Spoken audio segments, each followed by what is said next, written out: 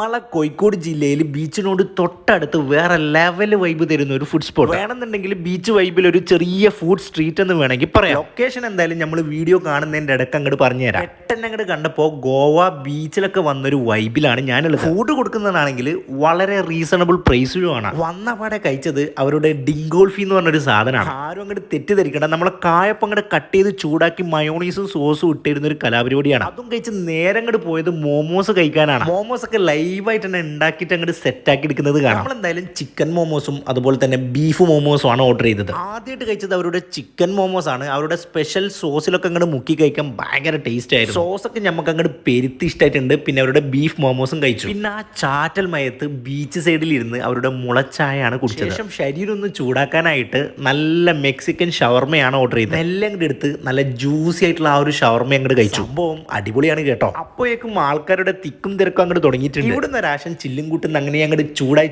അങ്ങോട്ട് വരുന്നുണ്ട്. എന്നാൽ പിന്നെ ഒരു ഫുൾ തന്നെ അങ്ങോട്ട് വാങ്ങിച്ചിട്ട് നമുക്ക് അങ്ങോട്ട് കഴിച്ചു നോക്കാം. ഒരു ലെഗ് പീസ് അങ്ങോട്ട് എടുത്തപ്പോൾ ഉണ്ടല്ലോ അങ്ങനെ അങ്ങോട്ട് ഊരിപ്പോന്നു. ഷവായ അത് നമുക്ക് പണ്ടേ പെരുത്തി ഇഷ്ടമാണ്. ഷവായയുടെ ചെസ്റ്റ് പീസ് നിന്ന് മുകൾ ഭാഗത്ത് നിന്ന് അങ്ങനെ അങ്ങോട്ട് എടുക്കുമ്പോഴുണ്ടല്ലോ ഓരോന്നോരോന്നായിട്ട് ഇതളായിട്ട് ഊരിപ്പോരുകയാണ്. എന്തായാലും ഷവായ അടിപൊളി ടേസ്റ്റ് ആണ്. പിന്നെ അതിന്റെ ഉള്ളിൽ അവർ നിറച്ച് വെച്ചിരിക്കുന്ന ഒരു ഹെൽത്തി ആയിട്ടുള്ള മസാലയും കൊള്ളാം. അപ്പോൾ സ്പോട്ട് വരുന്നത് കോഴിക്കോട് തിക്കോടിയിലുള്ള ഡ്രൈവിംഗ് ബീച്ചാണ്. PCT ആണ് ഇതിന് തുടക്കം കുറിച്ചിരിക്കുന്നത്.